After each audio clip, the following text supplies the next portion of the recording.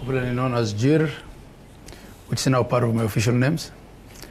I am an accountant by profession, having worked in public accounting and management consultancy for a long time. I've also had a stint in industry, and in my last outing, after having served as 5 years of governorship in Wajir, I worked as a senior advisor to the CS for finance at the national level. Why I seek to be governor one more time is because I believe I laid a very firm foundation for devolution in this county. We had a lot going for us, and the subsequent government, in my view, has put Wajir into disrepute, has not served the people of Wajir well. I had unfinished business. I want to get back and finish it. I want to fix the governance of this county. I want to deal with the water, health, livestock, and education issues that we have. I believe I know where to start things because I am the one who set up this county. I know what was going right, and I believe if given a chance, we'll get back to not only where we were, but to greater heights. All right, thank you very much.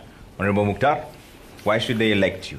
Thank you very much. First of all, I'm Ahmed Ali Mukhtar, the current Deputy Governor of Wajir, who served as the Governor of Wajir for 9 months after the impeachment of my boss. I am an ICT engineer by profession. I worked with many international humanitarian organizations, most notably the UN, UNHCR. I worked with ICRC and the MSF. I'm also a former seaweed farmer. I had a farm inside the sea, and I was the first person in Kenya to commercialize seaweed farming. And I believe I have the experience required, having served as the deputy of this, the deputy governor of the county. I have the experience to serve the people of Wajir as their governor. I was at the helm for 9 months, and we had the worst droughts then. We had COVID at its peak, and I believe I managed well, other than also handling the mess that was there in the county then when I was sworn in. So I believe I'm the right person to be elected to be the governor of Wajir, to finish, to correct the mess that is there and to finish the business my brother is saying he left unfinished. So I believe I'm a young, energetic person who can handle this work. All right. Thank you. Thank you very much. Dr. Siat? Assalamu alaikum. I apologize about my voice. I left part of my voice in a place called Quraf Harar. I appreciate the opportunity to be here. I believe I do come from a healthcare management and healthcare policy background. I am a CEO of a company that does Medicaid management and healthcare logistics. That has fairly been successful. That has a little bit over 1,000 employees, and that has a little bit over $20 million in revenue. I've been a diaspora leader for many years. I have been, I look at this almost as a calling, because I want the people of Wajir to have an opportunity for radical change. I believe everyone else who's seeking this great office might make changes from a place of incrementalism, even at best, because I believe there was a design flaw from the beginning, and I believe those compounded problems in the second one. I believe when you look at a problem for far too long, you become part of the problem.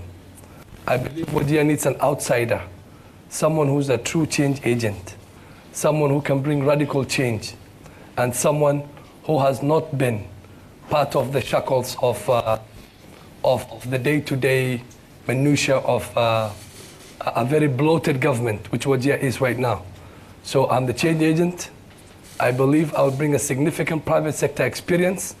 I'm a seasoned executive. I've worked as a CEO. I know how to solve problems. And I want to be given an opportunity for someone who both understands the youth and understands the elderly. someone who's sitting at a cross-section of both communities, who also understands technology and who has worked globally outside the country. Thank you very much. All right, thank you so much. Honorable Elmi? Thank you. I want to serve the people of Wajir. I had left politics, actually, for 5 years and said I have had enough, but things went terribly bad for our county. My experience is that I started here and I've done a total of 15 years, actually working in different capacities in Wajir with the government of Kenya, Ministry of Health, and an NGO called Oxfam. And then I've done the country director, I've done the region, and I was the minister for Northern Kenya. I thought when devolution came, my work was done, particularly working on poverty. Two things have gone terribly wrong. We do not have a professional civil service. We do not actually have a government to speak of, as there was a design flaw at the beginning. So I intend, because I intend to devolve further to the sub-counties and the wards, so that the people of Wajir can be served by the staff that are already employed. We have a very big workforce that are not assigned, they are not remunerated correctly, they are not tooled enough, trained enough to go and do their work, or actually tasked enough. So that's a major one. Therefore, actually, the word government doesn't make sense in Wajir for the people. Governor makes sense for them, and everybody's running after the governor. And therefore, it really doesn't work. It looks like Somalis can't govern themselves. We have a major challenge in this region. We are Muslims. And my second point is corruption is pervasive. It actually kills. I've seen it as I went around. We know, and it's happening now. We have a major drought happening. There is almost minimum response. Not by only the county, but even appealing to the rest of the country. It's not happening. And therefore, leadership is missing. Okay. Your time is running out. And therefore, to stop the pervasive corruption is my second point. All right. Honorable Abdullahi? Thank you very much. My name is Dr. Abdullahi Ali. I'm a medical doctor by profession. I have worked in the civil service before. I have been the MP. Kindly use your microphone, the handheld microphone. Sorry, I'll restart that time for you again. Yes. My name is Dr. Abdullahi Ali. I'm a medical doctor by profession. Yeah. I've worked with the government before as a medical officer, and I've also served as MP for Wajir North for 2 terms. I worked later with the Parliamentary Service Commission as a commissioner, and presently I am the senator for Wajir. As the senator for Wajir, I have experienced a lot of things. I've known the amount of money which is brought to Wajir, and I have realized the way it has been misused. From the beginning, things have not been done properly. Unfortunately, the second government, which I was part of, was a total failure. And when I realized this, I felt that I'm the right guy to make sure that these things change. What you require is somebody who's straightforward, somebody who's not a thief, somebody who does not lie to the people of Wajir or the country at large. The problem we have in Kenya is that we encourage corruption, we encourage looting, and we encourage people who literally cheat the public. I am a straight talker, and I like to say what is right and also tell people you are wrong. So my intention and belief is that if I'm given the opportunity to serve for the people of Wajir, things will change. Thank you very much. All right, thank you very much. Honorable Gas? Thank you very much. My name is Ugas Sheikh Mohammed. I am an ICT technologist by profession. I've worked with corporate top 5 companies in the world for many years. I'm also a humanitarian and a social justice activist. Also a civil rights activist.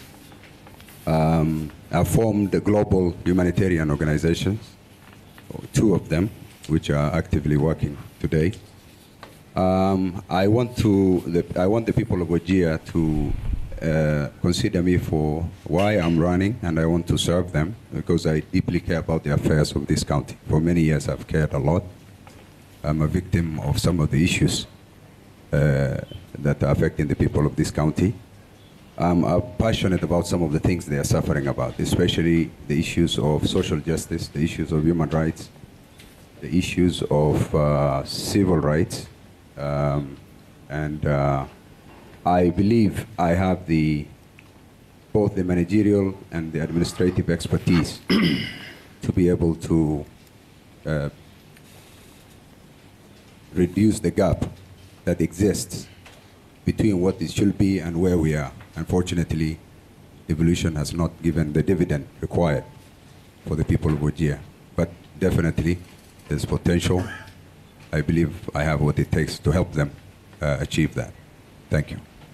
Naam, asanteni sana kwa utangulizi huo wa kufana. Na sasa iwapo mmejitambulisha kwa wananchi wa Wajir, nitaanza sasa na masuala ambayo tutakuwa tunazungumzia na jinsi ambavyo mtakabiliana na changamoto kadha wa kadha ambazo zinaendelea kukumba kaunti hii ya Wajir. Nikianza na wewe daktari, labda utueleze tu kwa dakika mbili mpango wa serikali yako ya kupambana na janga la ufisadi itakuwa ni upi, ikizingatiwa kwamba maafisa wa usalama na EACC hawako chini ya county?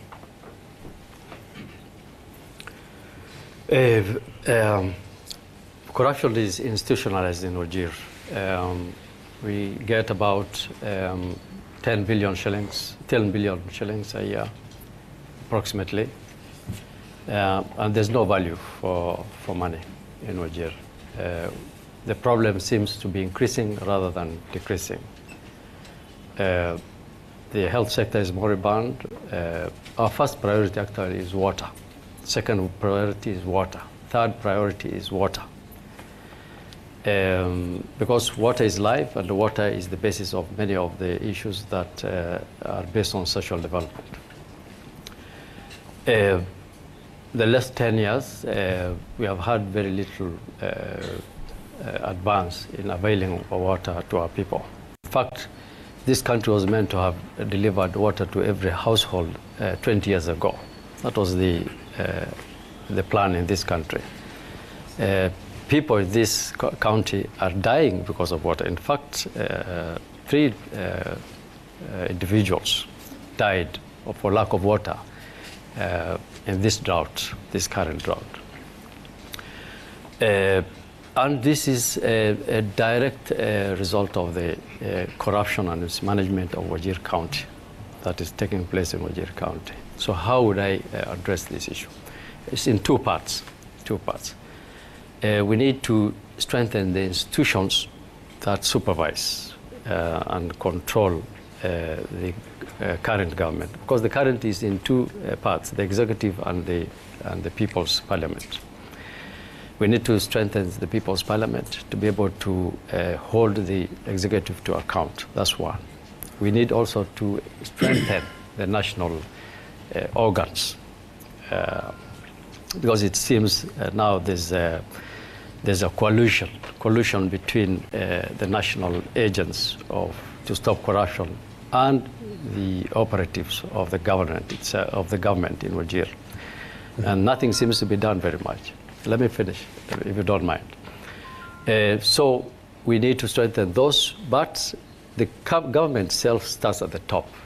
So it has to start with the individual at the top. If the individual is corrupt, then the government will be corrupt. So we need to audit the individual. Two, we need to create transparent systems in the government itself. The government needs to be ISO certified so that you can talk about the systems, the front door and the back door. Naam, labda tukienda tu kwa mwenzako manake kwa dakika mbili na labda nitakuongezea 15 kama nilivyomuongezea utakabiliana vipi na janga la ufisadi katika kaunti hii iwapo watakupa nafasi wale wananchi ambao unawaomba kura? Right. Corruption, as someone said, is pretty pervasive. It's probably the bane of our society. Corruption was there also before county governments. It's there at national government. The challenge with county governments is that they're institutionally weak. Why? Because they are, in many senses, rudimentary, in the sense that they're just beginning now. Government at national level has been there for 60 years. County just started 10 years ago. I had the first run as governor for 5 years. What that then means is that the tone at the top really matters, because whoever you have as governor will instill a culture and a sense of discipline. In many ways, your county is as good as your governor. And it's so expected to be in these first terms until such a time that counties develop proper institutions. But the same can also be said at national level or even for private companies. You get a company that's running well, you get the right guy at the top, you change and you have the wrong person and the company crumbles. That is something we've also seen in the private sector. Specifically on corruption, if you look at the last report by ESCC before I left office, and this is something that is in public domain, Wajir had no cases of officially reported corruption. A year later, it had one of the highest, if not the highest. So I believe the governor has a lot to do with the discipline. Of course, we have to sensitize our public about corruption as well, because corruption is a two-way, dance in a sense. It takes two to tango, they say. It can't be that government is corrupt and the public is not corrupt. So we have to constantly sensitize our public about not paying bribes for services. But I believe I have what it takes, and I've shown it before, to supervise and review my staff to put the right people in the right place so that there's service delivery and we can then fight corruption, minimize it, if not eradicate it. No, shukran. Mukhtar, at the time when you were the deputy governor, the Auditor General report, and I have it here, shows that 308 million of COVID-19 response funds were brought to your county. More than 167.3 million to date has been unaccounted for. In your opening statement, you said that you dealt with COVID well. And they are saying that all this is based on management at the top. Did you and your governor fail the people of Wajir when it comes to accountability? And how will you deal with it if you're given the mandate as the governor? Thank you for that question. I think I agree with my brother here. What matters mostly is the person at the top. And I'm glad you said when you are the deputy governor. So I had no control whatsoever of what was going on in the county. I was just like the other staff. That is why the person, the governor, matters. I agree. I may not confirm that report, but I'm sure there were cases of corruption in our county, several of them, and that is why my boss was impeached. When I came in, I said I handled the issue of COVID very well. First, we were even getting oxygen from the neighboring county. We installed one of the biggest oxygen plants that you can have in this region, in the referral hospital. So we can even sell to the same county that we were buying from. That is why I was saying I handled cases of COVID very well. Coming back to corruption, I think devolution was to be a blessing. But unfortunately, corruption was devolved as well. And cases were so many. Not one, not two. The reports are out there. I may not agree with my brother here that cases of corruption were not there when he was also the governor. Reported, is it? There were several cases and reports of corruption also during his tenure. I think all religions abhor corruption. We Muslims, our prophets tell us, Man qashana falaysa minna. He who cheats is not one of us. So mine is just, we go back to the basics. We follow our religion, straightforward. Abdullahi Jir, umetajwa hapo akisema kwamba anakinzana na wewe kwamba wakati wako kulikuwa na visa vya ufisadi katika kaunti hii. to the best of my memory, not a single person from my administration has had to appear in court over any corruption matter.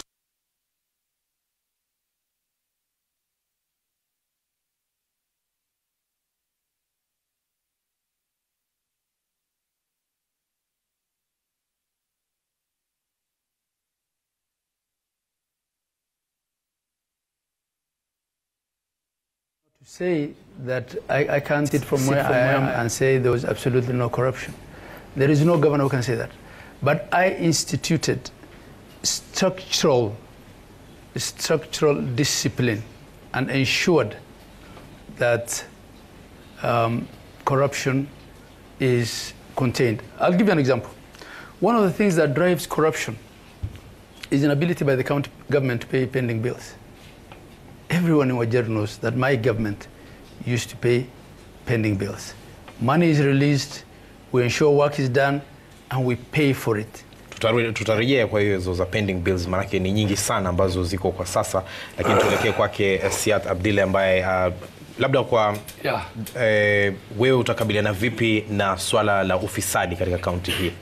You know, there's a Somali saying that says if two people are not telling each other the truth, they are accompanied by dishonesty or lies. There's a lot of truths we're not telling each other. Corruption is not just endemic. It has become part of the culture. We come from a clan and a sub-clan system.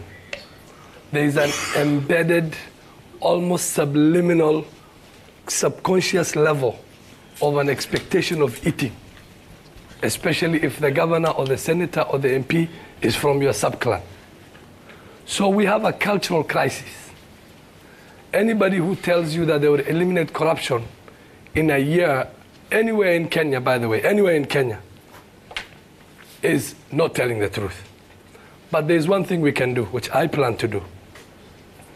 We can really minimize it. What has happened, and I agree with Governor Mukhtar, there's corruption in both administrations. What has happened is that in the first one, there was no public records of charges. There were no charges filed.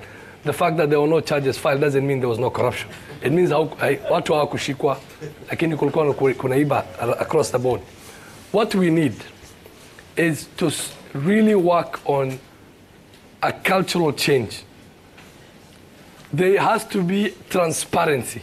If bids are posted publicly, so that every Wajirian knows who applied for these jobs, who applied for these bids, and then you create a matrix of how the contracts were awarded. Then people can see how many relatives of the governor got the contracts. So we're having a systemic crisis. My goal is to have a 5-year plan of at least 2 things we need to do. The governor must have credibility. What do I mean by that? If you're not walking the walk, people will not trust you. If I go to Barazas and start saying, let's not be corrupt, and then my sister has 300 million contract or a billion contract, I will be doing what people say as drinking, drinking wine and preaching water. What we need here is someone who has credibility to show that. They will show accountability. We post all our bids publicly. We have transparency, which I agree the first government did better than the second one. But I will give you something else that's going on right now. Mm-hmm. In our campaigns, you can predict which government will have problems with corruption. Why? Because some of our colleagues here are in bed with contractors. They are already taking millions from individuals who are expecting to be in the next government. So 3 things we need to do. Accountability through a public process. 2, putting the money into infrastructure projects that make sense. Mm-hmm. Not just dams so you can have 10% or 500 million. Things that actually make sense. 3, hire professionally and reduce nepotism, because it's not only corruption. We have corruption, nepotism and elitism. These are the 3 things bothering this country. So I'm going to have transparency, accountability. Umekuisha kidogo, lakini Elmi, utapambana vipi na swala hili la ufisadi? Vile kila mtu amesema, or as everybody else has said, corruption is not only there, but it is pervasive. People have started believing that we can't survive without it. And it's really causing death, as I started with. Really, how to do it? As everybody else has said, credible leadership that actually will stay on the case. So that if corruption is happening, it's not happening with your knowledge, it's not happening, and everybody knows you're against it. And that there will be consequences when it appears, whether it's administrative, whether it is through the judiciary, because people are saying through the judiciary. There are administrative ways of dealing with it. If somebody is corrupt, you have enough proof. There is, in the civil service, there's a mechanism to get rid of such individuals. And therefore, then the next thing is systems. And systems, they're all in the books, whether in the private sector, in government, the laws, everything is there. Is to ensure that those are put in place and do not necessarily rely on the national one, and therefore devolve further. For you to do what Dr. Siad said, that put the contracts on the walls and all that, you need to devolve further so that there is public participation, so that communities can decide their priority projects, so they don't see a contractor just coming to build things. And they know that contract there, they know who is building it, and people would know. And the governor should not be part of issuing contracts, because then who do you complain to? In fact, even the CECs, which is the cabinet, should not be the ones issuing. It should be the lower cadres, and they should be somewhere to report and therefore do something about it. Then the other thing, which is really critical, is social reform. On a very serious note, I do not believe arrest and jailing people is the only way to stop corruption. We must get attitude shift.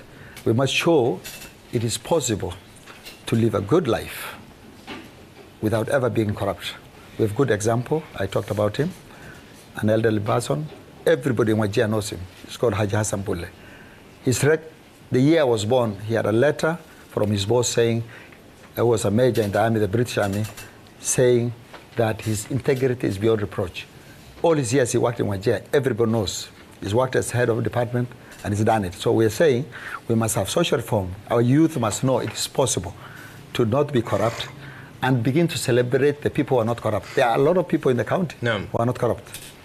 Honorable Ibrahim Ali. Asante. Mimi nataka kujaribu kuongea Kiswahili. Shukran sana. Ufisadi vile tumeelezwa iko kwa kila mahali, iko kwa kila nyumba. Na watu wameamini ya kuwa ukuwe mwizi. Chukua mic tafadhali naomba. Wengine naona ndio. We are mic. Kila mtu watu wengi wanaamini ya kuwa ufisadi, ukifanya ufisadi na ukiiba ndio utaendelea. Na hiyo ndio ile mkosa iko kwa Kenya yote. Mimi naamini ya kuwa vile nilieleza mbeleni ya kuwa ukweli ndio muhimu. Na kama wewe ni gavana wa Wajir na hutaki kupeleka devolution mpaka mwisho, mimi nikiingia kwa serikali naamini ya kuwa mambo ya contract ya kutolewa kwa hii ofisi kuu itakwisha. Pesa itapelekwa mpaka mashinane, tutapatia kila ward pesa, watu waamue ile vile wanataka kutumia hiyo pesa yao. Matenda zitatolewa at the level ya wards, ndio baadaye kutoa pesa ikuja hapa peke yake. Kwa sababu sasa unaona mtu anatoa mamilioni ya pesa kwa kitu haifai. Unajenga vitu na haiwezi kutumika, faida gani? Hiyo yenyewe ndio ufisadi ile mkubwa sana. So mimi naamini tuko na pesa ya kutosha, na tukipeana vile inatakiwa, ukipatia maji kwa kila ward milioni 20, 30, 50, ukipatia upande wa health services 30, 40, 50, ikiendelea namna hiyo, na upatie sub county administrators na ward administrators wafanye kazi yao. Mtu anakaa mahali ako kwa ofisi na hakuna kazi anafanya. So kila mtu anajaribu kukimbilia hapo Wajir kutafuta contract, hata kama ni milioni 4, kama milioni 5, na unaona kila ofisi unaambiwa lipa 10%, lipa 20%. Na hii kitu haikuanza leo, ilikuwa kwa kutoka mwanzo ya county kwanza. So mimi naamini ya kuwa watu wakijua yule mtu yuko huko juu, mimi naamini siku moja nilisema kwa bunge ya kuwa Uhuru awache maneno kusema corruption. Mtu akipatikana ameiba apeleke Uhuru Gardens ama Uhuru Park na apigwe risasi kama China. I know watu watasema hiyo ni extrajudicial, hiyo ni nini, lakini wa Afrika wanaogopa nguvu. So ile kitu tunataka ni kitu inaitwa benevolent dictator. Okay. Unafanya kazi na unasaidia watu. Asante. But you're, nitakuongeza dakika nyingine moja, but you're the current senator of Wajir. Your work is to oversight the county government. So did you fail in that? Which I did very well, to the extent that we impeached the governor, my brother, and he went home, and the court brought him back. So the senator of Wajir has performed exemplarily. That's why he's going for the governorship. All right. Thank you very much. Let's bring in Ugas on this. What would you do to fight corruption? Thank you very much. I think the issue of corruption is, as was said, is a pandemic. It is really, and it's not exclusive to the county of Wajir. It is a problem. In fact, devolution is suffering because of corruption. I think, in my view, actually, we are suffering all the droughts and the problems because of corruption. And corruption is not only at the county, it is at the home state levels also. I think we're having issues where even the way you deal with issues within the community is essentially corrupt, the way we do things. So, as was said, I think I agree with the issue of social reform. As much as, you know, I'm going to talk about the county issues, but the issue of community requires social reform. Actually, it requires education, a lot of education, and it also requires leading by example. I think with the county, having the right person at the top, or the tone at the top, as was said, I think that is very significant because it shows that you can get things without having to bribe anybody, okay? And I think that's what we need to lead. As somebody who believes in social justice and somebody who really cares about the people, I believe at the end of the day, if you do right by the people, if you do not because you want, you know, and I'm going to talk about lifestyle audits and those things so that we essentially ensure, you know, leadership who are actually gaining resources at the expense of the people. And that's unfortunately what's happening. If you look at leadership today, I always used to say, I look at some of our leadership, the kind of houses they live in, the kind of cars they drive, what they do, all that. And when you look at that, you tell me if the person who is looking at you will not feel there's so much, you know, that can be gained by through some extra judicial, or what we call outside of the norm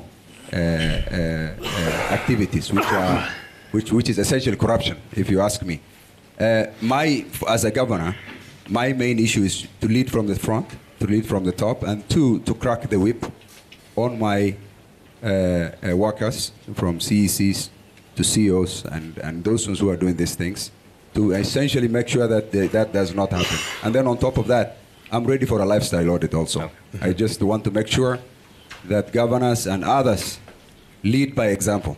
If you show that, if there were 3 cycles of governance in this county that showed you live according to what you were before, generally, you lead from the top, I believe that will be an example for the people. And then also the issue of social reform, which is very significant. There's a pervasive corruption in the way we do things across the board, actually. Even the way rapes happen and the way we do maslaha systems, and there's so much to be done.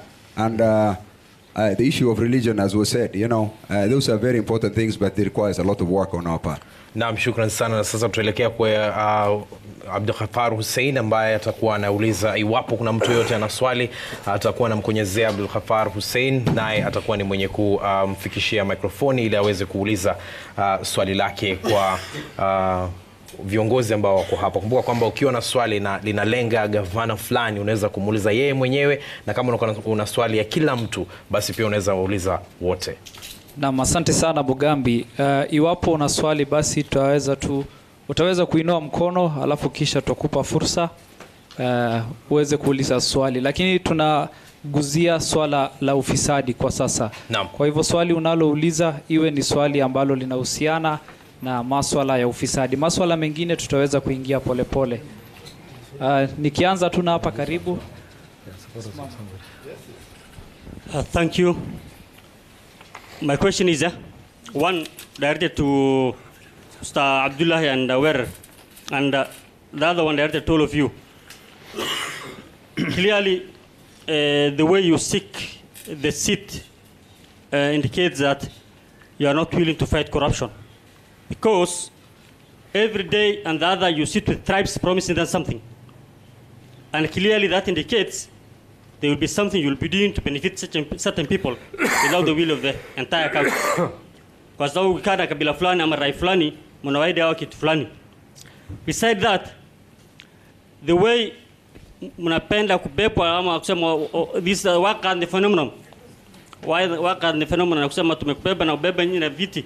Nataka fera kijibisen. Is another issue that also will promote corruption, we know. Tell us now how you will cap corruption if at all you have taken promises prior you being elected to the seats. That's one for all of you. The other one is Mr. Abdullahi. We know, yes, you performed, but remember during your regime, the issue of open government or that civic space for the civil society and the media was totally not existing. Giving you the picture of the media guy who was beaten in the hospital during your tenure is a clear indication that there was no openness and access to information was in question mark. So to get corruption or to state that there's a corruption in a certain institution was totally impossible. So how will you again tell us today you have not done, there's no corruption in your regime time and you'll fight corruption? That's one. Mr. Werer, knowing that the issue of John Kohabis came to your regime, under your governorship, when you have been the governor, deputy governor, that time John Kohabis collecting the public's resources into sacks or gunias. How comes that your conscience gave you to work under that man or that person? Why didn't you resign? Because you came from this soil, you have been born here. What made you to be under somebody who is collecting the funds of the people, be your boss? Besides that, the 9 months you have been in office, remember issue of public being beaten in your office or in your barracks was high.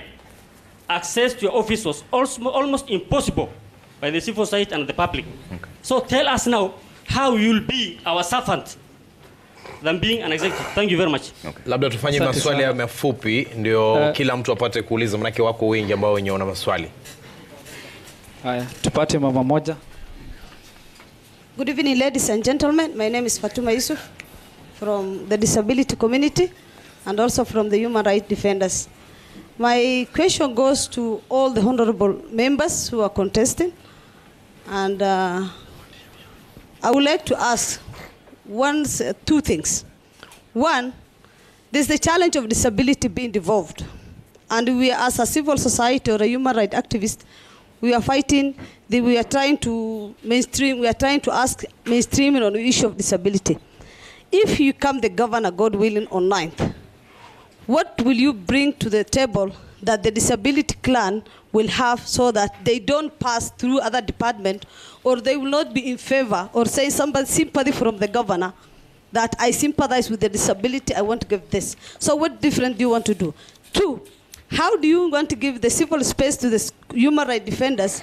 Because access to information is almost zero in Wajir County, from the first government to the second government, and more was the second government. Because unfortunately, there was a clear indication. We write to the executive, and we are told even sometimes we are insulted as the human rights activists. Now the question is, how can we get as access to information office, which has been vacant? And in case we remember, you are told that there's an officer who's actually acting, whereby it was a deliberate. And how, again, do you want to, to remove this thing of kitchen cabinet? Because unfortunately, the entire Wajir is manned by few people who are there for self-interest and want to use the name of the Wajir to kill the progress of Wajir. Thank you. Naam, wacha tuweze kupata kusikia kutoka viongozi wana majibu gani kwa maswali hayo. You will all have a minute each to respond really quickly because there are quite a number of issues, starting with you, Dr. Hassan. Okay, thank you. The issue of making promises to your respective tribes before you're elected. Corruption. I think the most important thing about corruption is there must be the institution, a reform in the institutions. Because even if you are a leader, you'll only be there maximum 2 terms. Even if you are godly and an angel, that doesn't make a lot of difference to the institution itself. So there must be structures that make it difficult for you to carry out corruption.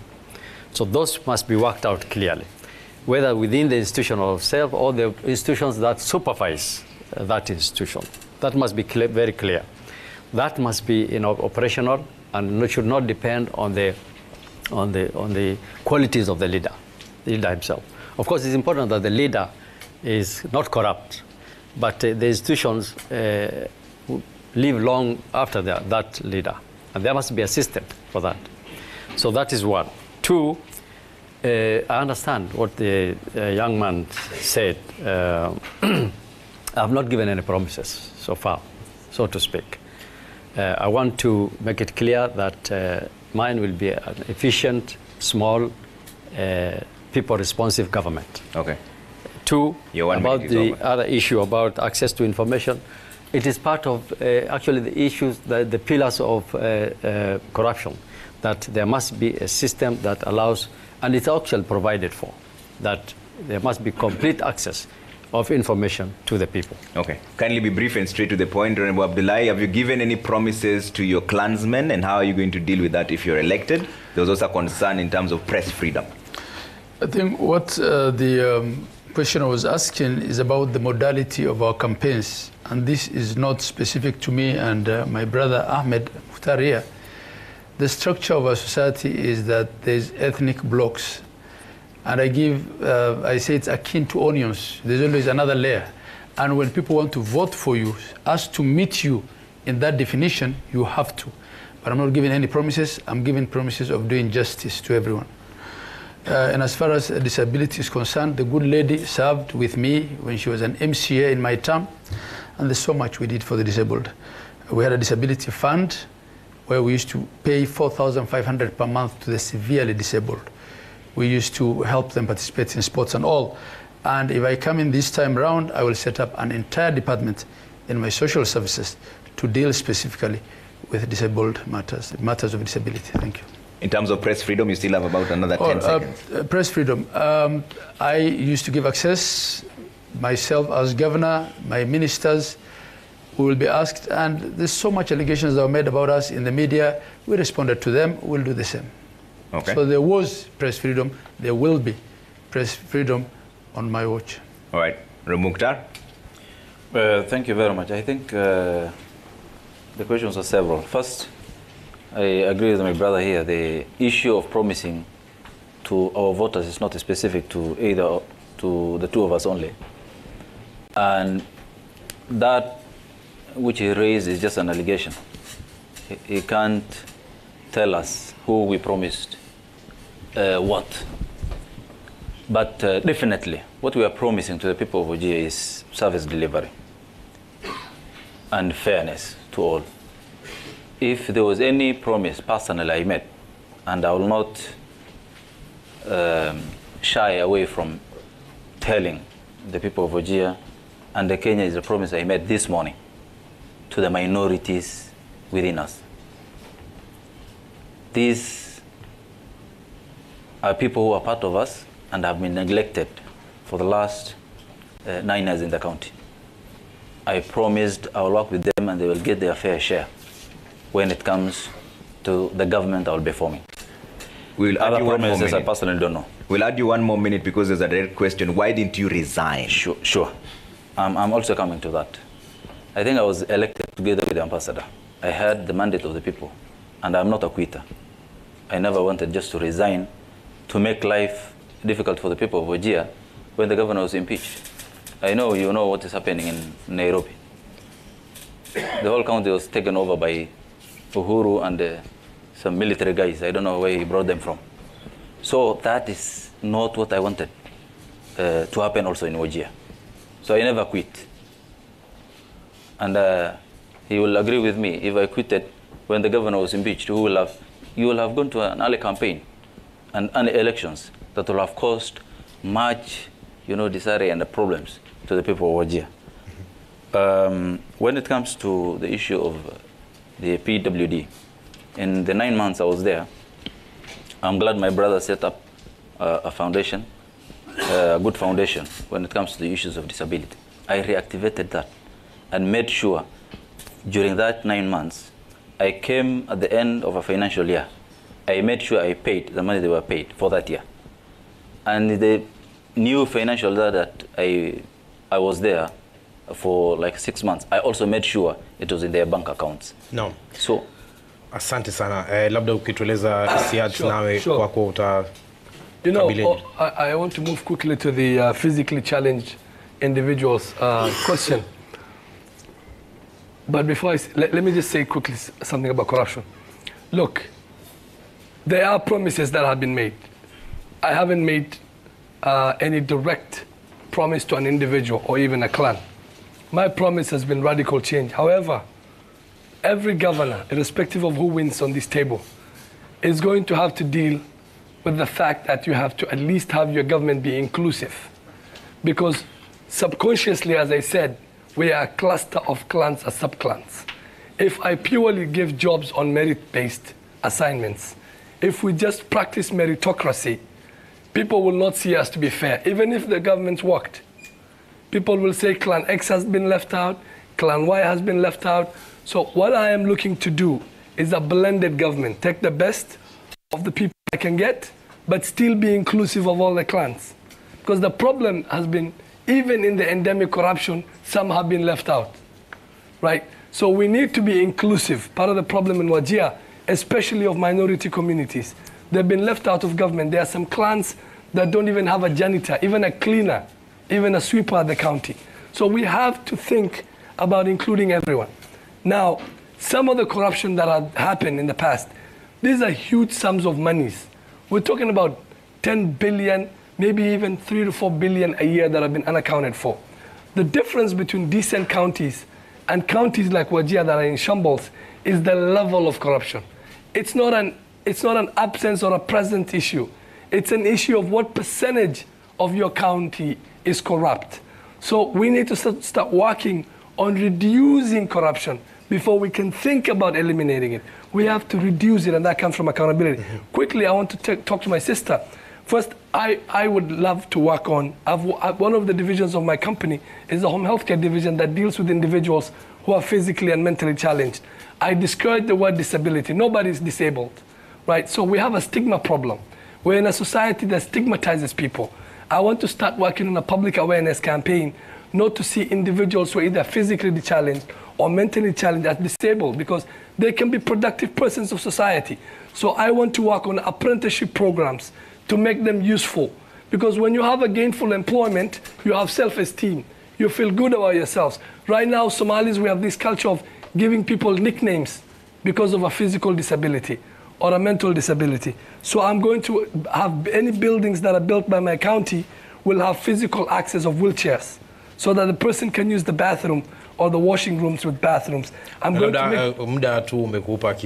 But this is, I just want to say one more minute. Apprenticeships, jobs for individuals, and making sure there's healthcare service for individuals who are challenged.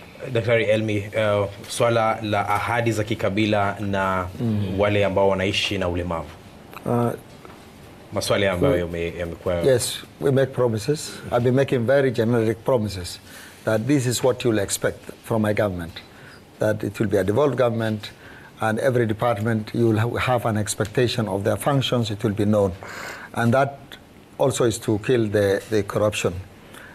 Disability, I think the best standards are known in our law. Even the percent of jobs they should get is there. Our building, now it's in the law, how public places should have disability access.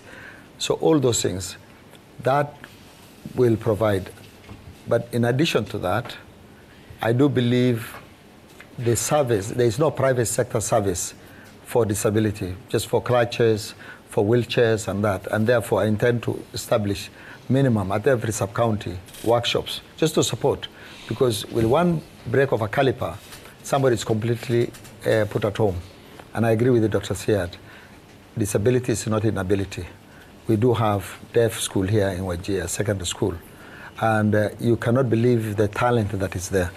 And finally, I think the access to information, it should be part of fighting corruption.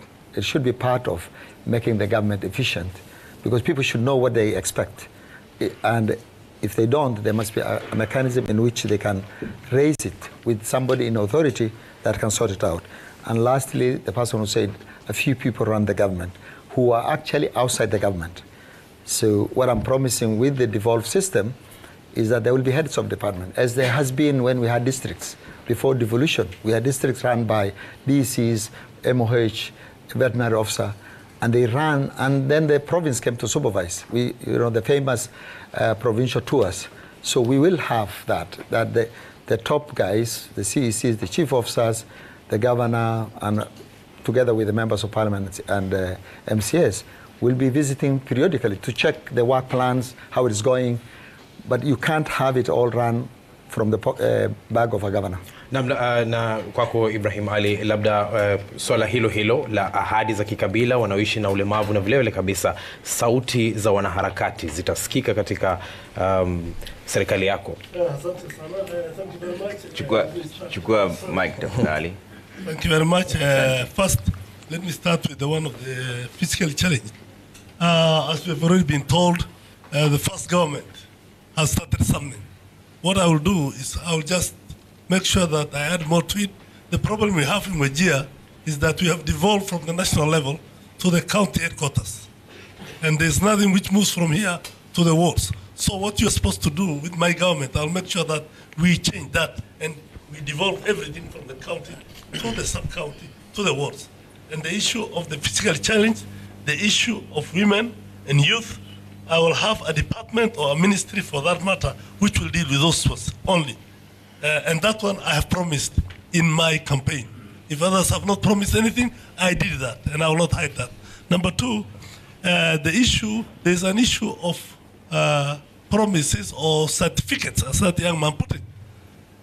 People go to certain communities and you're given certificates. That's already corruption. Okay? You're told, Tumekubeba, in your certificate. So and so, Clan X has given you a certificate. Clan B has given you a certificate. And that one is you go to certain individuals and you get certificates for them. So that itself is corruption, and I will urge my friends and colleagues here not to practice that anymore. Go campaign with the people and get what you want to get. The other issue is this. I think that is specific to Elmi. Don't say that. No, me, I have never been given any certificate. Don't say all of us. Two, the other thing which perpetuates corruption is contractors, as has been said before. Some people are being funded by 2, 3, 4 contractors. Why are they funding you? So that you give it back. So if you see any governor who contractors are running around him and giving out money, please run away from that contractor. Because you are not going to get anything from this county. When the county comes and he is given that position, the money will go back to that same place. Swala la walemavu kwa sekunde 30. Nimesema labda swala la wale wanaharakati. Wanaharakati. As I told you from the beginning, I am open, straightforward, and very truthful. I will make sure that the media have their space and they get what they want. Information has to be provided. It's a must, it's the law. Thank you very much. Shukran sana. Ugas. Thank you very much. The issue of promises to clansmen, it is a campaign platform. I think especially what I find is that exclusion of especially minorities and certain groups from government employment as well as resources is there. So you may make a promise here and there on those, but generally I abhor myself. I abhor the idea that you're going to be, I give you finance chief officer today, or I give you that. I think that one, because what it does is actually it creates mediocrity in terms of who you're hiring. You may not find the right person there. So it actually limits you to a point where you're not able to actually achieve what you want to achieve. So I think that one is very limiting and is dangerous to a certain extent. On the issue of persons living with disabilities, I know the word is there. I understand the connotations and the stigma associated with it, but at the same time, that's what the law and everything reads as we speak today. It's a social justice issue for me. One of the things I want to introduce in this county is what we call service portals, for example, for technology use. I want to register these people. In fact, I want to register all underprivileged groups in a platform.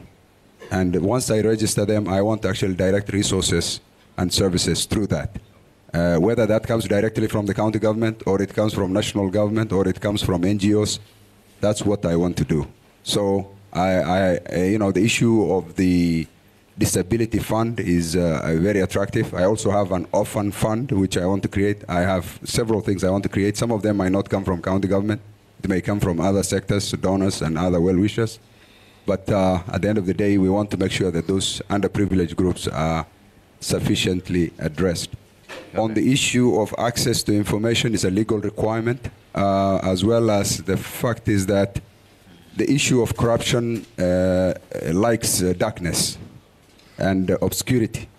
So one of the things I really want to do is you have to be open in order to reduce corruption. And I want to see that we are open with the media as well as even the social, the activist groups, so they know exactly what's happening.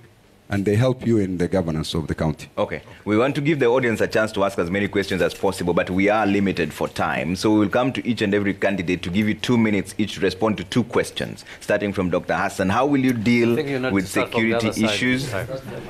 That is all good. If you choose to go there, then if it doesn't come to you, that's fine. Let's start with Gus. Security issues and climate change and disaster management.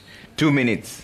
1 minute to deal with how will you deal with security issues around Wajir, and the other minute, climate change and disaster management.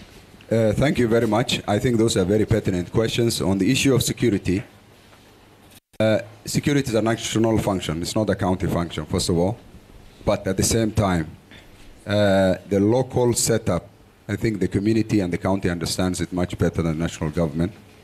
And therefore, my role as the governor and as the county government will be to assist the national government to deal with the issues of insecurity. Insecurity begins with actually making sure there's cohesion among the community clans. And and actually it's also a tone at the top. If you lead by example, by trying to be a unifier, as opposed to somebody who wants to make sure, communities are always in constant friction. Being a unifier itself helps a lot.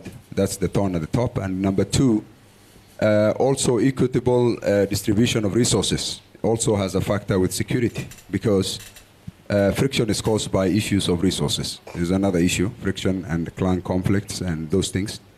Of course, we're talking about internal security and external threats and security. On external issues, there's neighborliness, good neighborliness with external actors and communities.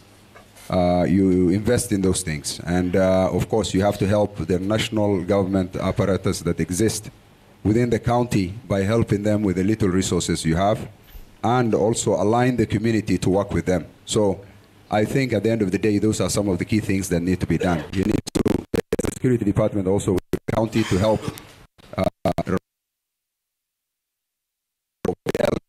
and so that one is also that needs to be done. The other one, what is that? Disaster management, especially drought. That's a very, very good question, because I feel that our response to disasters, especially droughts, has been very mediocre. It's been terrible. As a matter of fact, one of the things that really bothered me was the latest one, really, and I've mentioned it so many times. What I found out is that in the last episode, which was one of the worst droughts we've seen, that has been a serious threat not only to livestock but people's lives, in essence. And actually, we've lost the most livestock probably ever in the last 2-3 years. One of the things I've realized, the government has completely has not responded to those issues and has left the people to their own misery. So what I feel is that, first of all, climate change in general requires a serious education issue for our communities to actually readapt to how they deal with the issues. You can't behave the same way you were behaving 100 years ago and expect results today, because climate change has affected, there's some serious droughts that are happening. So we need to do some lifestyle changes, first of all, education, come up with new methodologies to actually deal with those things. Number 2, I believe our response mechanisms, that's some of the things we have serious control on, is the issues of how do we respond to droughts, for example. Before they happen and after they happen. I think I need to, actually, one of my targets is to put a task force together with experts to come up with some specifics, what we call template issues. Design something that will work. Thank you very much. Your time is up for that. And we will just go to Ibrahim. Thank you very much. On the issue of security, as it has been stated, it's a national issue. But we have a very serious security problem in the county itself. One is international. There's terrorism. The only thing we can do is talk to our people about de-radicalization and the issue of terrorism. And that we should start from primary school, madrasas, duxis, all up to secondary school level. The other one is local, and this local is across counties, like Marsabit, Isiolo. Those are the two serious ones most of the time. For these two, usually we are able to solve it if we do the right thing. Before you go there, you send elders to go and talk to the elders on the other side. And you agree that we have this problem, please accommodate us. If it is done properly and fairly, it can be handled. And I intend to do that. Issue of climate change is a very serious issue. It's an international issue. If I tell you that I will be able to do this and that in this county alone, I might not manage. Even the Kenya government has its own problem. But we will encourage what we used to do a long time ago when we were in school, primary school, called the 4K clubs and planting of trees and those issues. The other one is range management. We still believe that we need to have 1,000 cows, 1,000 camel, and that. People have to be educated on that. The livestock station officers have to do their work to tell people that this is not sustainable. Number three, cutting trees for firewood and these things. You have, people have no alternative, but you try and educate them on that. The issue of disaster management and drought, a very serious issue also, a national issue which is a result of climate change.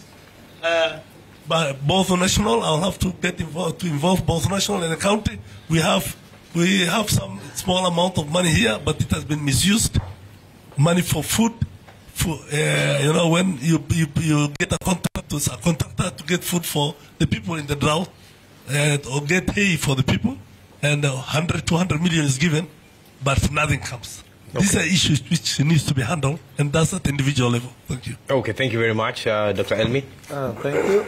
I think these three issues, I've been working on them since the early 90s. On the peace, the inter-clan one, we came up with peace committees in the early 90s, Al-Fatah, all the people of Wajir know. When I became the country director for Oxfam, we expanded to all the pastoral counties. They've been working very well, working with the national government, and we formed institutions like a National Steering Committee at the Office of the President, and we were working well. Then we got counties, and then things got a bit muddled, and I believe I do have the experience to make sure that the inter-clan conflicts, even with the neighboring counties, can be mitigated by making sure the institution within the county, like the Peace Directorate, actually forestalls. You don't wait until the clans start fighting. On climate change, again, when I was the Minister of Northern Kenya, we instigated in collaboration with AID to come up with climate smart planning. So you plan everything you do with climate change in mind, and therefore you build communities' resilience. Again, very good experience. Now it's been expanded to all the counties in Kenya. The first laws were done in Wajir, Isiolo. We started in Isiolo. Now it's taken over the whole country. And very soon they will be much bigger. But unfortunately, the bigger problem we have is implementation. If I may go quickly to drought management. Yeah. Again, droughts do not have to become emergencies. When I was the Minister for Northern Kenya, and based on my experience since the early 90s with the droughts, we came up with ending droughts from becoming emergencies. Mm-hmm. It's listed what needs to be done. The first early warning system was developed in Wajir when I worked with the Ministry of Health, okay, and others. And therefore, I do believe from the early warning system, because droughts do not come suddenly. They say droughts and baldness, which I do have, creep on you. And therefore, you can see ahead when it's coming. And you can then do the various things. And the packages to be done at every stage is there. So that's why I was saying corruption kills. If we did what we had to do, because rain failed, nobody should die. Our livestock should not die. We should have fodder banks. Thank you very much. Your time is up on that, Dr. Siad. You know what? I agree with a lot of what has been said. Quickly, I want to say to my colleague, my friend Senator Cabaretta, Dr. Cabaretta, not to worry too much about these certificates, because to be realistic, we don't live in a modern democracy. We don't live in a country where you just get a billboard, a website, and you hit the road to go get votes. We live in a democracy that's blended with ethnicity. So we have to get votes. So being given a certificate by one community or another is not really corruption. We're not paying them to give them to us. This is just how we harvest votes. And he knows that because his deputy is from another community. We just bring votes together. So that's not a really big crisis. Let me move on to these really two important issues. Security is not just national. That is actually somewhat of a myth. The governor has a huge role on security. He has a county security committee. He can work with a county commissioner. If we get a governor who's very proactive, who's an advocate for the people of Wajir, we can actually stop losing lives. Just 2 months, about less than a month ago, we collected 7 bodies in a place called Garciakof. Every 2 months, before that it was Eldelo, it was Barmil, it was Wajir South. Every few months, we have Wajirians who lose their lives because of across-county movements, either pastoralism. We live in a pastoralist county. The problem here is some of these people have been looking at this problem from the same prism for 30 years. There was no creativity. They're looking at the same ways of doing things. What we need is to start using technology. For instance, I've advocated for drone technology. It's not that expensive to put drones on our borders to track the movements of our pastoralists. Where are they going for pasture? Where are they going for water? Then we can predict which governor to work with. We need to have a strong interpastoralist county governments. We know where our problems are. Marsabit, Isiolo, Garissa, Mandera. We know where our problems are. We know where our people are going. And we know why they're going there. Because they don't have water and pasture. So we need to have technology. I'm going to have ear tags for our livestock. I'm going to have drones on the borders. And I'm going to be very active in talking to the other governors from those counties almost on a bi-weekly. Every week, I'd like to have a conference call with the governor of Marsabit. So if my people move there, they are safe. If his people move to me, they are safe. The same thing with Isiolo. Then we need to have an inter-county leadership, community leadership forum that's inclusive of all clans. Because our clans actually have some benefit if they're used for good purposes, which is conflict resolution. Our elders are good. So if elders from Wajir South, our people from West go grazing there, you give them heads up. And you see, we have people moving from West to South. Can you please cater for them? Give them water. So that's what we need to do. On this issue, and perhaps we can climate change. Very briefly, because you've consumed a lot of time on that one. Okay. We need to modernize our pastoralism. We can't sustain the way we live, and we need to have a reforestation program for us to get more rainwater. Ahmed. Thank you very much. I think the issue of security can be national, but still we have a lot to contribute to. Every one of us has the responsibility to contribute to the security of our county and the nation at large. First, as a governor, I will supplement, I will complement the work done by the security apparatus. I had one of my colleagues mentioning the same. We need to work with the security personnel in the county. The county commissioner, the county security team are there. They have, meetings bi-monthly, I don't know, bi-weekly, whatever the case. We need to attend such meetings to get briefings and see how we can help them. The other one is equitable sharing of the resources of the county. Our actions sometimes contribute to insecurity in the county. When you don't give, just like what I mentioned, when you leave a whole population, a whole percentage of the county out of the resources of the county, like the minorities, definitely you will face issues of insecurity. The youth, the ladies, these elderly men will all be idle. And they have nothing else to do. They will have to commit crimes to make a living. So we need to make sure we share the resources of the county equitably. Then the other one is youth engagement. We have programs for the youth. We'll definitely create jobs for our youths. I'm sure the county can't absorb the population we have. This county is has a big youth population. We can't absorb them all. But we need to create the environment where they can create their own jobs. On the issue of climate change also is the action of man. As much as it is said it is and natural and cyclic that happens naturally, but the actions of man also contribute to climate change. We keep more than we need, mostly the livestock. There is no grazing fields now in our county. Every place has been settled. There are settlements everywhere. We cut trees and we don't replenish. We don't plant trees. So I believe we had a fund that has been inactive before I came. It was started around 2018 with the help of NGOs, partners. The county promised to contribute about 2% of the county money to climate change fund. Okay. That was not happening. Then the partners pulled out. When I came in, I made sure that fund was paid. Actually, in the first 2 months, we need to seek the support of also partners to make sure at least such funds help. Because that money, the 75 million, has been used in all the corners of the county, planting trees and doing things that were contributing to climate change. Okay, thank you very much. Then on the issue of disaster management, we just need to be prepared. What happened a week or so ago was a disaster. If we were prepared, I'm sure much will have been saved. All right, Honorable Muktar, your time is up. Ahmed. Thank you very much. On security, as everyone has said, it's largely a national government function. In the past, we have helped on both types of insecurity. On terror-related matters, we worked very closely with the national government.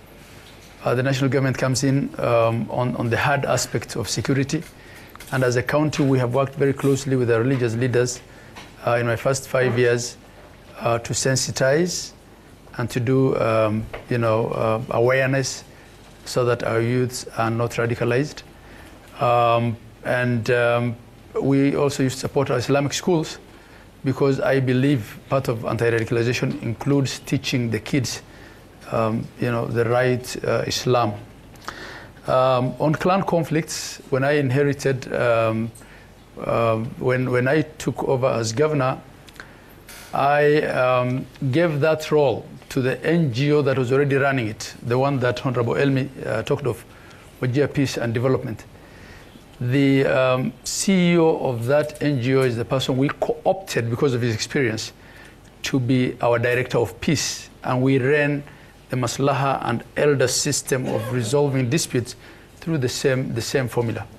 And on the cross-county one, I believe it was pretty calm during my time. And if I get back to office, I will use FCDC. FCDC was my idea, and Simba Guled will tell you that I'm the one who started it and supported it, left my office for it, gave my furniture and everything. It's a forum for us to work together to solve our common problems. On climate change, the climate fund bill that my brother spoke of was actually passed in 2018. And Wajir County and Makueni were the first ones to pass that law. We will, as a government, should we win, hopefully, support disaster and drought management. On my campaigns, I've been pledging to form a full-fledged ministry to deal with matters, drought management and disaster.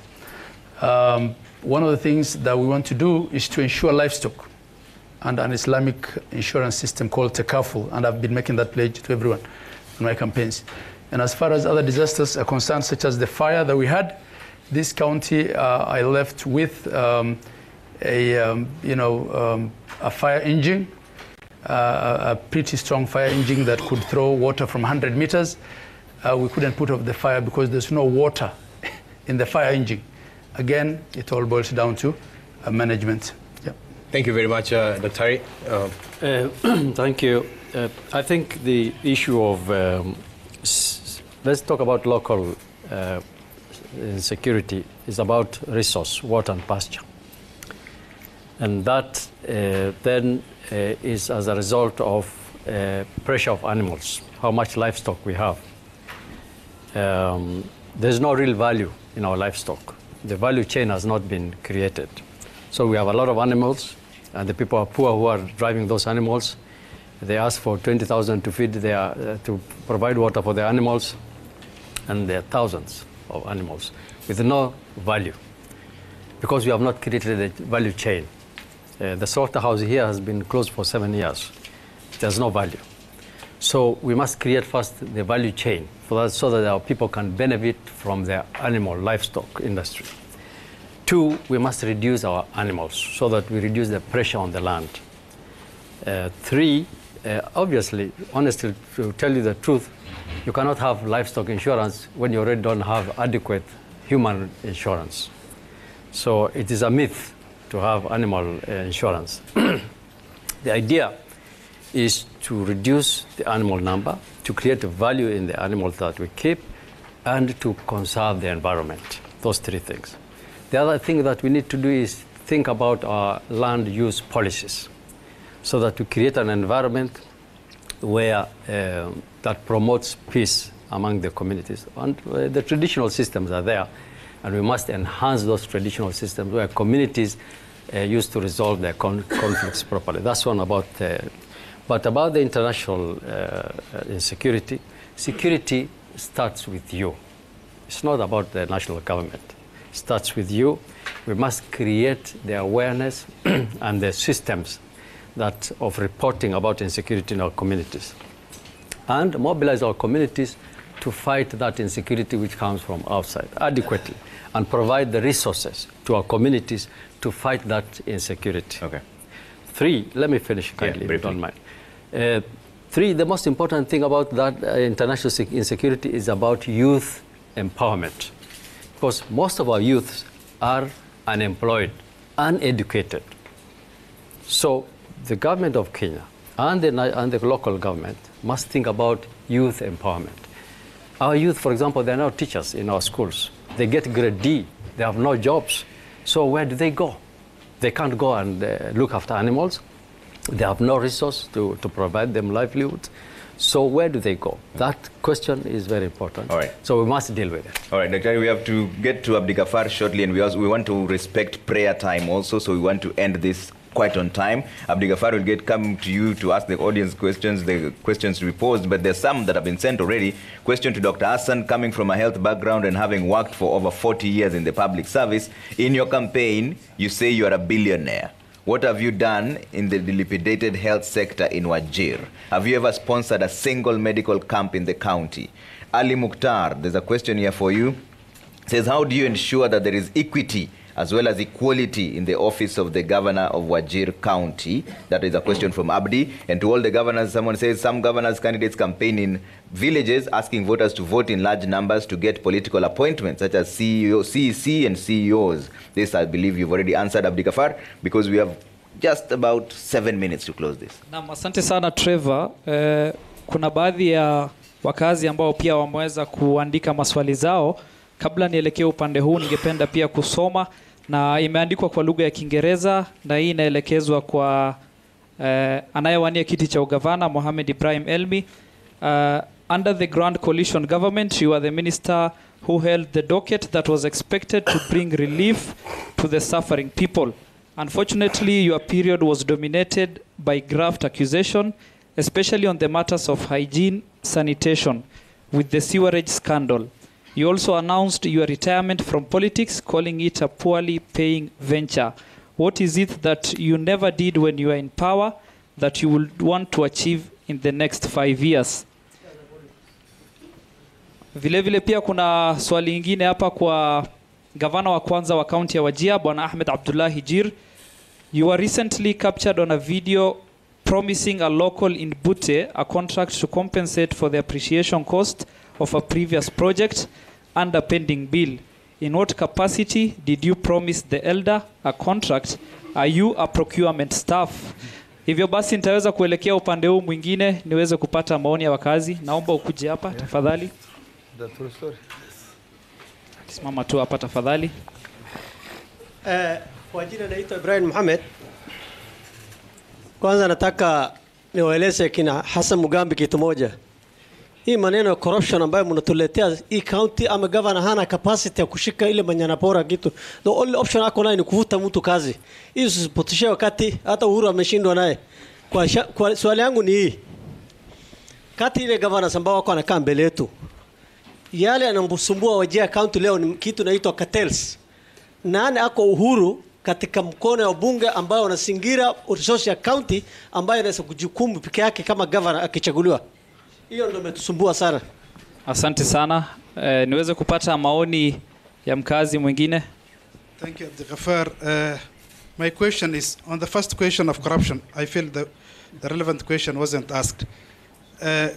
All of you are our potential governors. You know that the only way to deal with corruption is compliance with the rule of law and transparency and accountability. The institutional frameworks in our law that are meant to fight corruption, which have not been operationalized from day one since the inception of devolution. The County Budget and Economic Forum has never been in existence. Internal audit committees were never operationalized. County monitoring and evaluation committees were never in existence. Therefore, we wonder when you tell us you are going to crack down on corruption and ensure a system that is transparent and accountable, yet some of you were in power and you never operationalized the very systems that were meant to fight corruption. Number two, about peace. How many of you are aware of the existence of a county action plan on countering violent extremism? It is in existence for several years, probably since the assumption of devolution.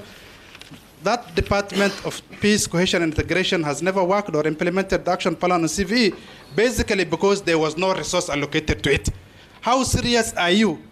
What commitment are you going to give that you are going to allocate the necessary resources to ensure that the county action plan on countering violent extremism is implemented? Because it requires the resource and commitment, not just mere pledges. Thank you.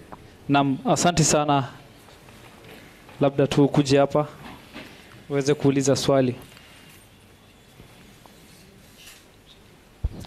Kwa majina naitwa Mohamed Nur, Mheshimiwa Mohamed Nur, nawania kiti ya MCA ward ya Malkagufu. Nataka kuuliza kwanza, waliokuwa kwa siasa mbeleni, ni nini ambapo hamkufanya mbeleni mnataka kufanya saa hii? Nataka tu mniambie majina matano tu ambapo watoto wa mayatima ambapo mliandika kazi bila kuangalia ukabila. Nataka tu mnitajie majina matano. Asante sana. Wacha tuelekee upande ule mwingine wa viongozi tuweze kupata tu majibu kutoka kwao.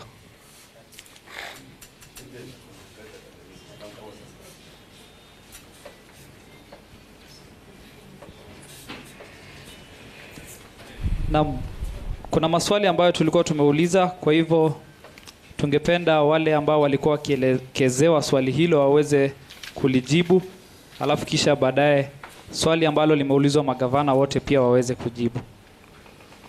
Tukianza na Gavana Ahmed Jir, kuna maswali ambayo umeulizwa. Ukianza na ile ambayo anauliza mwananchi, ni nini ambayo ulifanya ambayo hukufanya unataka kufanya ukirudi? And why I'm seeking office, as I said, is that I had unfinished business. I'll give you a very simple example. In my tenure, we had written a proposal to the World Bank because of the peculiar water problem of the 4-mile radius of this town. We formed a company, Wajir Water and Sewerage Company. Through that company, we were awarded a grant come tide aid credit of $70 million to fix the water and sewer problem of Wajir town. To date, it's not been done. During my time, we won the award. We sent people for training in South Africa, but nothing has moved. This town holds close to 25%, if not more, of the population of the county. We need to salvage it. I believe it's part of what brings me back to get to fix the water problem of Wajir. There's a lot of things, other things that were work in progress. For instance, we had plans, and when the president came here in June 2016, he promised, upgraded rather, the level 5 hospital here to be a level 6, but the county had to do its bit. One of the things we had to do was to have the MTC, which we completed. It's up and running. The rest was to construct all the infrastructure to support a level 5 hospital. It's yet to be done. So when I say I have unfinished business, I know what I'm talking about. I believe, should I come back, I'll do those. As for the question of the contractor, I was just acknowledging that there's time value of money, and someone who had done work to pull water for a certain specific town had not been paid. And the things government can do, they can look at that contract and vary it for him, because in any case, he has been to court, he has been all over the place. He's been waiting for money for 5 years. So what I was promising is that he will be paid, and we'll look at it. Okay. And should we see that there's no value in his money anymore, and there's within the law, we have the right to vary, such contracts. All right. Because he really complained it bitterly, and this is a disabled man whose money has been held by government for 6 years. Okay. Mukhtar, I'll come to you, and we've really run out of time here, but you have a chance to respond to the questions that have been posed. What is it that you want to do that you didn't do back then? And there's also another question here, how do you ensure that there is equity as well as equality in the office of the government? I think I had only 9 months at the helm. I couldn't do much. Honestly, I feel my potential was not realized. And I have the potential to turn around the way things are. So it is not that I want to do things differently. I did not do much. I was there for only 9 months that had its own challenges. I was personally in court, pending bills that I budgeted to pay. I couldn't pay because someone went to court to stop that, the payment. Development money was also taken to court. So what I could do, I did not do. So I believe I have a lot to offer the people of Wajir. And